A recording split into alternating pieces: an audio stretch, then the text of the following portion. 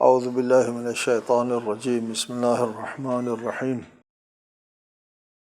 الحمد للہ رب العالمین والصلاة والسلام علی اشرف الانبیاء والمرسلین وآلہ الطیبین الطاہرین اعوذ باللہ من الشیطان الرجیم وما كان المؤمنون لينفروا كافة فلولا نفر من كل فرقة منهم طائفة ليتفقهوا في الدين وَلِيُنذِرُوا قَوْمَهُمْ إِذَا رَجَعُوا إِلَيْهِمْ لَعَلَّهُمْ يَحْذَرُونَ۔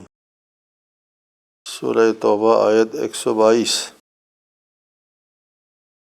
اور یہ تو ہو نہیں سکتا کہ سب کے سب مومنین نکل کھڑے ہوں، پھر کیوں نہ ہر گروہ میں سے ایک جماعت نکلے تاکہ وہ دین کی سمجھ پیدا کریں، اور جب اپنی قوم کی طرف واپس آئیں تو انہیں تنبیہ کریں تاکہ وہ بچے رہیں۔ اس آیت کا تعلق دینی تعلیم کے سلسلے میں ہے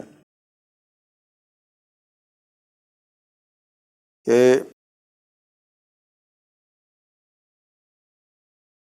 دینی تعلیم کے لیے ایک جماعت کا سفر کرنا اور دینی تعلیم حاصل کر کے واپس آنا اور اپنی قوم کو تعلیم دینا، اس سلسلے میں یہ آیت ہے۔ اس کے لیے ارشاد فرمایا یہ تو نہیں ہو سکتا کہ سب کے سب مومنین نکل کھڑے ہوں۔ وَمَا كَانَ الْمُؤْمِنُونَ لِيَنْفِرُوا كَافَّةً، سب کے سب نہیں نکل سکتے۔ اس کی دو تفسیر ہیں۔ پہلے بتایا آپ کو لفظ نفرہ کے سلسلے میں، نفرہ اگر متعدی ہو من اور عن کے ساتھ تو پھر متفرق ہونے کو کہتے ہیں، اور اگر الا کے ساتھ متعدی ہو تو پھر نکلنے اور سفر کرنے کو کہتے ہیں۔ قرآن نے اس لفظ کو عموماً استعمال کیا ہے راہ خدا میں جہاد کے لیے نکلنے کے لیے۔ مَا لَكُمْ إِذَا قِيلَ لَكُمُ انفِرُوا فِي سَبِيلِ اللَّهِ اِذْ ثَاقَلْتُمْ إِلَى الْأَرْضِ، اس آیت میں انفرو جہاد کے لیے نکلنے کے لیے فرمایا ہے، انفرو خفافا و ثقالا۔ اس آیت میں بھی انفرو جہاد کے لیے نکلو کے معنی میں استعمال ہوا ہے۔ یا ایھا الذین آمنوا خذوا حذرکم فانفروا ثبات او انفروا جميعا۔ اس میں بھی فانفروا جو ہے وہ جہاد کے لیے نکلو، انفرادی طور پر یا جماعتاً نکلو۔ لغت والوں نے بھی کہا ہے الاستنفار حث القوم علی النفر الی الحرب۔ استنفار کہتے ہیں کسی قوم کو لڑائی اور جنگ کے لیے نکلنے کے حکم دینے کو۔ لفظ نفرہ کی وجہ سے یہاں پر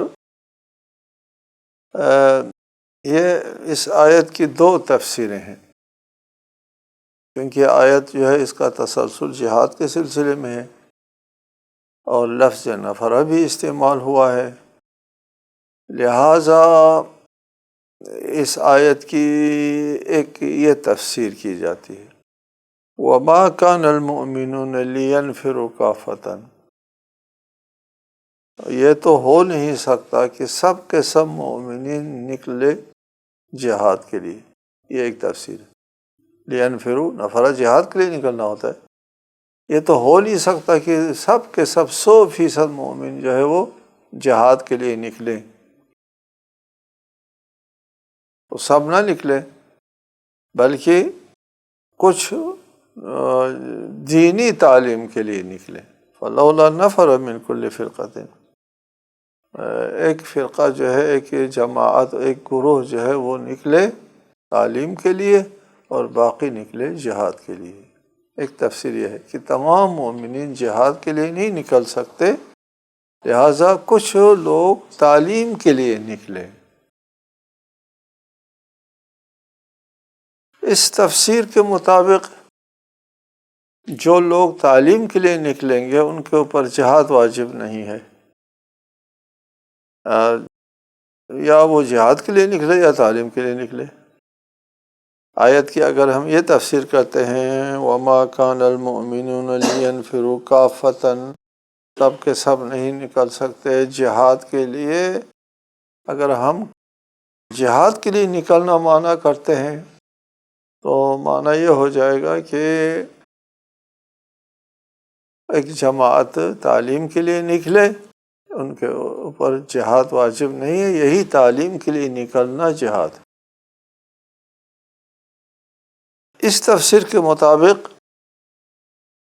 لفظ نفر دونوں کے لیے استعمال ہوا ہے، البتہ فلولا نفر من کل فرقۃ، اس تفسیر کے مطابق تعلیم جہاد کی جگہ ہے، جہاد اور تعلیم کے لیے نکلنے دونوں کا پلہ برابر ہے، کہ یا جہاد کے لیے نکلے، اور جو ایک گروہ ایک جماعت جو تعلیم کے لیے نکلتی ہے وہ جہاد کے لیے نہیں نکلیں گے، اس لیے کہ یہ بھی ایک جہاد ہے۔ تعلیم حاصل کرنے والا مجاہد کی طرح ہے یا مجاہد سے بہتر ہے؟ مداد العلماء افضل من دماء الشہداء، علماء کے سیاہی، قلم کی سیاہی شہداء کے خون سے بہتر ہے۔ اس کا مطلب یہی ہوا نا کہ ایک جماعت جو ہے وہ جہاد کے لیے نکلتی ہے اور اپنا خون جو ہے راہ خدا میں دیتے ہیں، دوسرا گروہ جو ہے وہ تعلیم کے لیے نکلتے ہیں اور پھر اپنے قلم سے اسلام کی خدمت کرتے ہیں، اور یہاں مقابلہ ہے خون اور قلم کی سیاہی کا، تو قلم کی سیاہی کو تفضیل دی ہے، فضیلت دی ہے۔ لہٰذا یہ کہنا کہ جہاد اور تعلیم کے لیے نکلنا دونوں برابر ہے، برابر بھی نہیں، بہتر ہے۔ جہاد کے لیے نکلنے والے لوگوں کی خدمت زیادہ اسلام کے لیے، اسلامی نظریاتی تحفظ کے لیے زیادہ مؤثر ہے، اور اسلامی تعلیمات کی روشنی میں بھی زیادہ فضیلت ہے تعلیم کو۔ اس لیے علماؤنا مرابطون، ہمارے علماء سرحدوں کے محافظ ہیں، یعنی نظریاتی سرحدوں کے محافظ ہوتے ہیں بنسبت جغرافیائی سرحدوں کے محافظ کے۔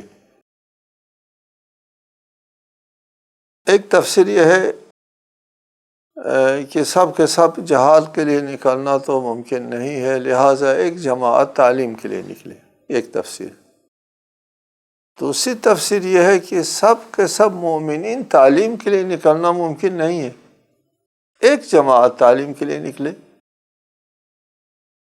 یہاں تعلیم کے لیے نکلنے کے لیے بھی یہی لفظ تعبیر اختیار کیا گیا کہ جب تمام مومنین تعلیم کے لیے نکلنا ممکن نہیں ہے، ہو نہیں سکتا، اس لیے کہ اگر سب کے سب تعلیم کے لیے نکلے تو پھر زندگی مفلوج ہو جاتی ہے، اور دیگر زندگی سے مربوط جو ہے وہ کاروبار معطل ہو جاتے ہیں۔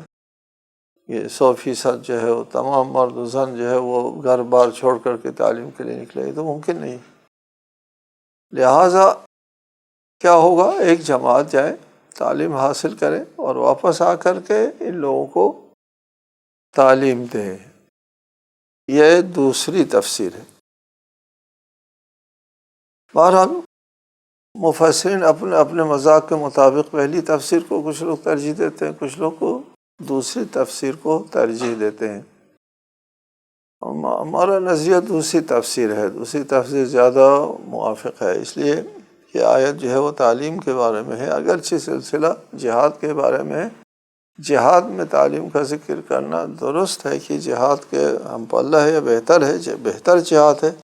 لفظ نفرہ دونوں کے لیے استعمال ہوا ہے، یہاں بھی وما کان المؤمنون لینفروا کافۃ، سب کے سب مومنین جہاد کے لیے نہیں جا سکتے کے لیے بھی ینفروا، فلولا نفر من کل فرقۃ منہم طائفۃ لیتفقہوا، تفقہ کے لیے بھی نفر کا لفظ استعمال ہوا ہے، دونوں صورتوں میں لفظ ایک استعمال ہوا ہے۔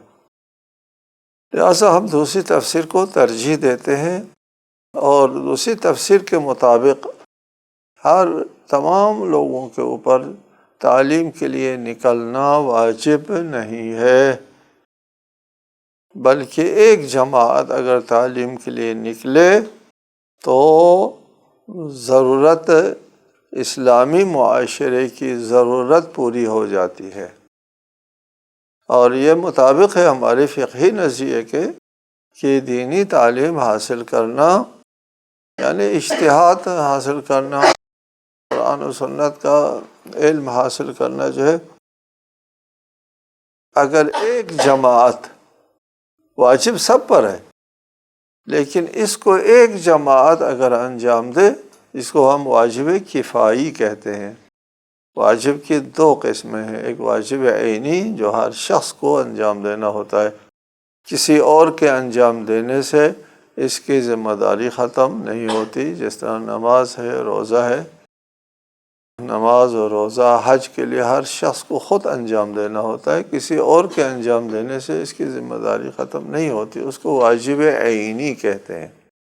اور دوسرا واجب کفائی ہے، واجب کفائی اسے کہتے ہیں کہ کچھ لوگوں کے انجام دینے سے باقی لوگوں سے ساقط ہوتا ہے، واجب سب پر ہے۔ مثلا نماز جنازہ، کسی میت کو دفن کرنا، یہ سب پر واجب ہے، جن کو علم ہوتا ہے، جن کے امکان میں ہے، سب کے اوپر واجب ہے۔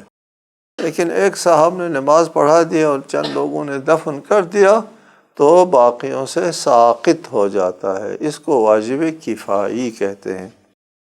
دینی تعلیم کے لیے سفر کرنا، ملک چھوڑ کر کے باہر جانا، یہ واجب کفائی ہے واجب سب پر، دین کی سمجھ حاصل کرنا، اور جس دین کو انسان نے اپنایا ہے، دین ایک دستور حیات ہے، اس دستور حیات کو سمجھ کر اس پر عمل کرنا سب پر واجب ہے، لیکن اس کے لیے سفر کرنا سب پر واجب نہیں ہے۔ کچھ لوگ اگر سفر کرے تو باقیوں سے ساقط ہو جاتا ہے۔ وہ کیا کرتے ہیں؟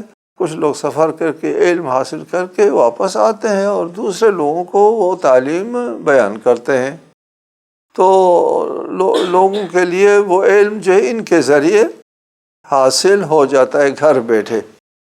یہ ایک نظام ہے، گھر بیٹھے بیٹھے لوگوں کو لیے دینی تعلیم مل جاتی ہے ایک جماعت کے جانے سے، یہ واجب کفائی ہے۔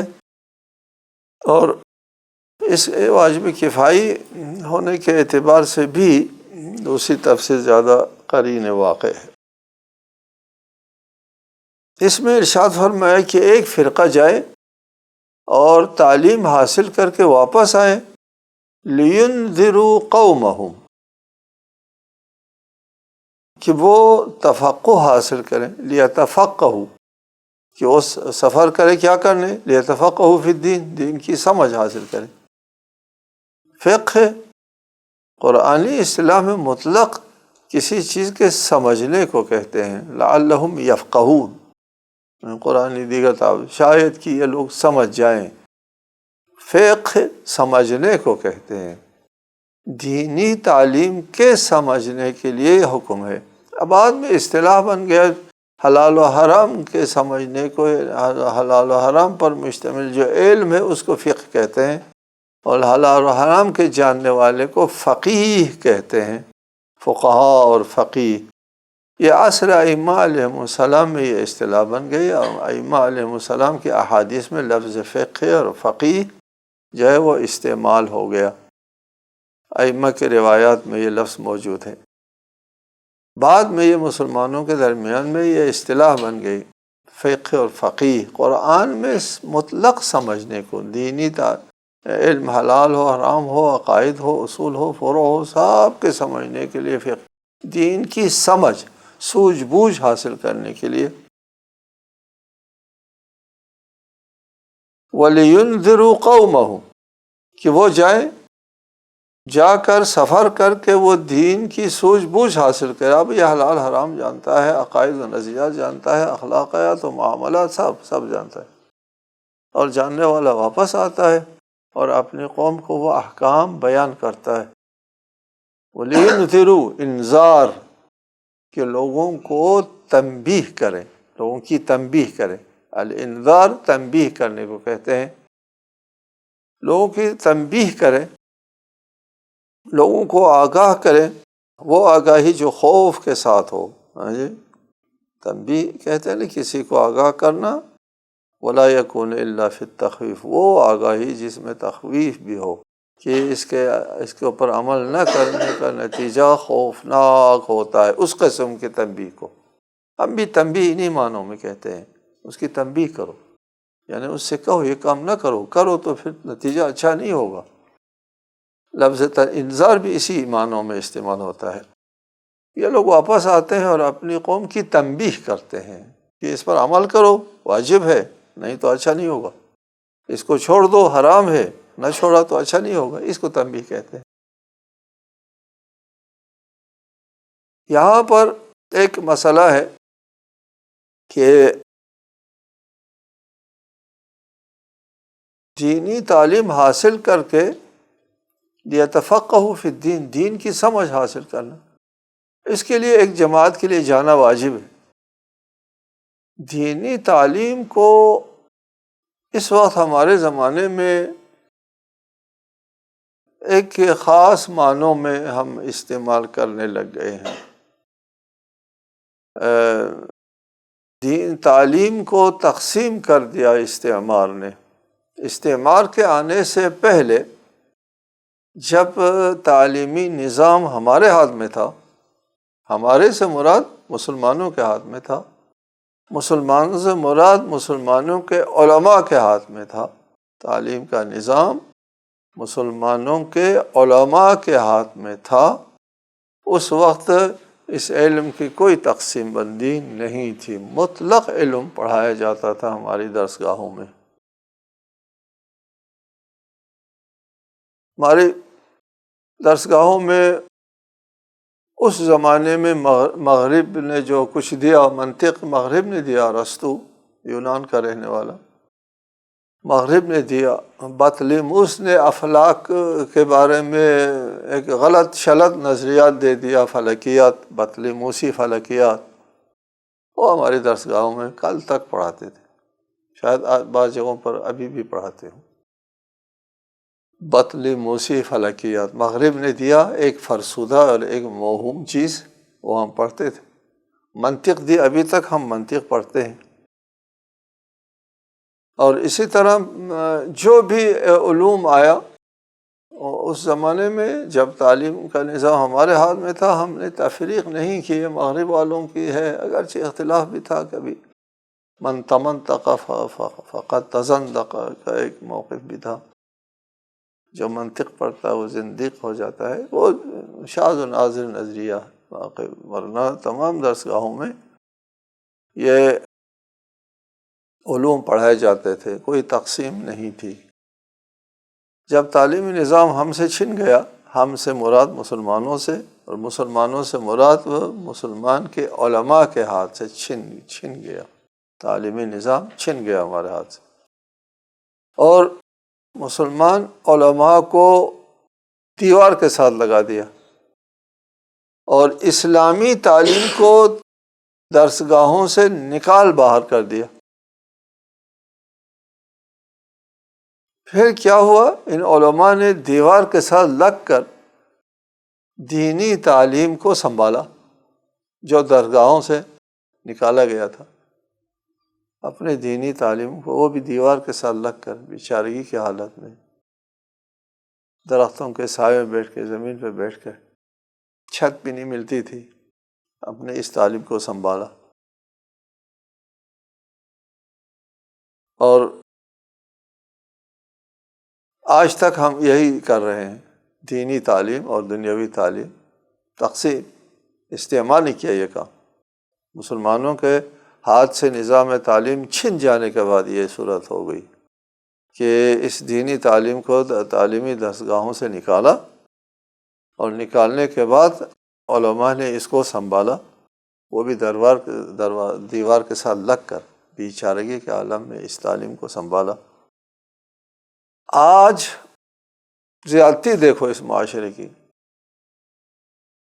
آج ہم سے کہا جاتا ہے کہ آپ مروجہ تعلیم کیوں نہیں پڑھاتے، ہم سے کہتے ہیں، ہم جو دیوار کے ساتھ لگے ہوئے ہیں، ہم سے تعلیمی اداروں سے، درسگاہوں سے نہیں کہتے کہ تم اس تعلیم کو واپس کیوں نہیں کرتے جس کو استعمال نے نکالا ہے، دینی تعلیم کو درسگاہوں میں واپس کیوں نہیں کرتے، یہ مطالبہ نہیں ہوتا۔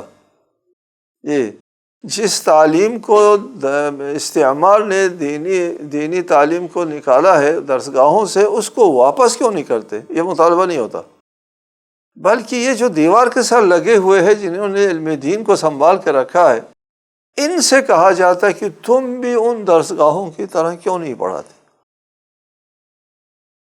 یہ زیادتی ہے، یعنی اس کا مطلب یہ ہوا کہ ہمارے لوگ استعماری قوتوں سے 2 گز آگے ہیں۔ جی، استعماری قوتوں نے تو اس دینی تعلیم کو درسگاہوں سے نکال باہر کر دیا اور دیوار کے ساتھ لگا دیا، اور ہم سے کچھ نہیں کہا تھا۔ ان لوگوں نے ہم سے بھی کہنا شروع کر دیا کہ آپ ادھر بیٹھ کر کے یہ صرف دینی تعلیم پڑھاتے ہو، اور سارے امکانات جو ہے وہ دوسرے لوگوں کے پاس ہے، ان کے پاس کوئی امکانات بھی نہیں ہوتے، ان سے کہا جاتا ہے۔ اس کے لیے جواب یہی ہے کہ جب تعلیمی نظام ہمارے پاس تھا، ہم تمام علوم پڑھاتے تھے، کوئی تفریق نہیں تھی، کوئی تنگ نظری نہیں تھی، مشرقی علوم مغربی علوم نہیں کہتے تھے، دینی علوم غیر دینی علوم مروج علوم نہیں کہتے تھے، یہ اس اصطلاح کا وجود نہیں تھا۔ یہ استعمال نہیں کیا ہے، یہ تقسیم استعمال نے ہماری دینی تعلیم کو درسگاہوں سے نکالا ہے، تو ہم سنبھال کے بیٹھے ہوئے ہیں۔ تم کو چاہیے تھا یہ مطالبہ کرو، اس علم کو، دینی تعلیم کو درسگاہوں میں واپس کرو، دوبارہ اس نظام کو رائج کرو جو علماء اسلام نے پہلے رائج کر رکھا تھا۔ دوسری بات ہے وَلِيُنذِرُوا قَوْمَهُمْ إِذَا رَجَعُوا إِلَيْهِمْ، جب یہ واپس آئیں گے دینی تعلیم حاصل کر کے، جب اپنی قوم کی طرف واپس آئیں گے تو قوم کی تنبیہ کریں۔ قوم کی تنبیہ کرنے کا مطلب یہ ہوا کہ قوم کو حلال و حرام بتائیں،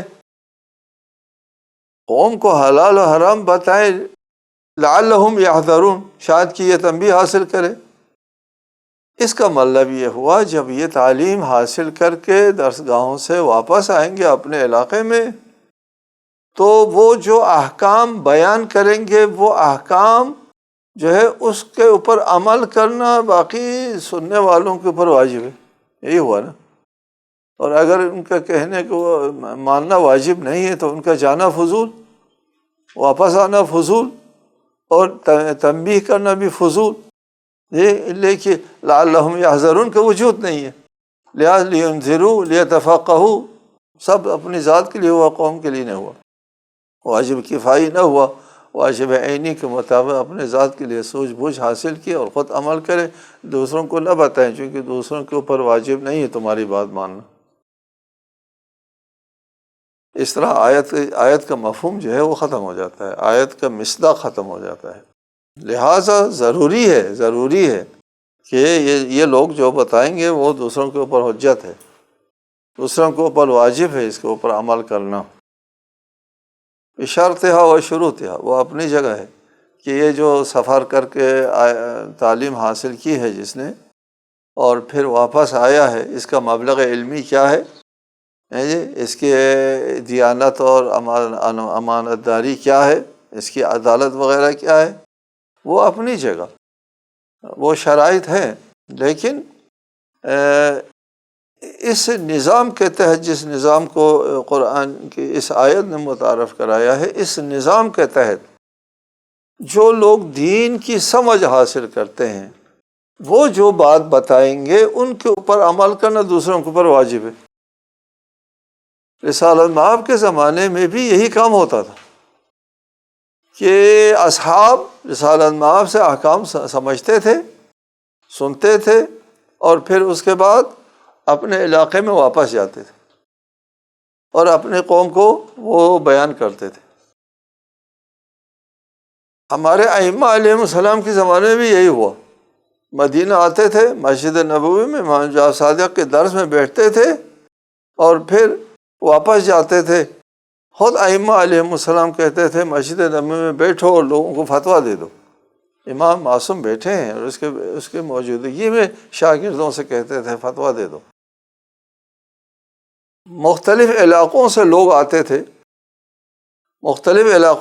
آتے تھے، اور ائمہ سے پوچھتے تھے کہ یہ فلاں آپ کا شاگرد جو ہے ثقہ ہے، افیونس ابن عبد الرحمن ثقۃ آخذ عنہ معالم دینی، کیا یونس ابن عبد الرحمن ثقہ ہے، اس سے ہم اپنی دینی تعلیمات حاصل کریں؟ امام فرماتے تھے ہاں ثقہ ہے، اس کی بات مان لو۔